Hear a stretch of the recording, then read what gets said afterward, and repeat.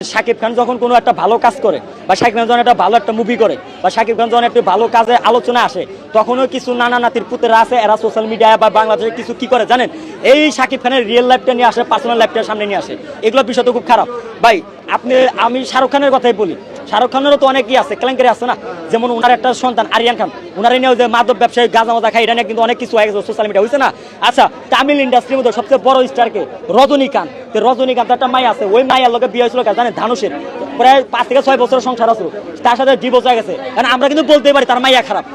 বলতে পারি না ভাই যে তার মাইয়া খারাপ তার ডিভোর্স হয়েছে না ভাই ব্যাপারটা এমন না এখন কথা যে কিছু মানুষ আছে কথা আছে না যে কুকুরে পেটে ঘি হজম হয় না তো ব্যাপারটা হচ্ছে ভাই এরকম তো শাকিব খানের ভালো কাজ করে কাদের জন্য আমাদের জন্য শাকিব খানদের জন্য যারা শাকিব খানকে পছন্দ তাদের জন্য ওই সমস্ত লোকদের কারণ জন্য বানায় না যে যারা এগুলা না মানে টল করে ই করে আর আমি মনে করি যে টল করে যারা হ্যাটার্সরা এরাও থাকার দরকার কারণ হ্যাটার্সরা যখনই থাকবে তখনই তো আমরা খেলাটা খেলে মজা পাবো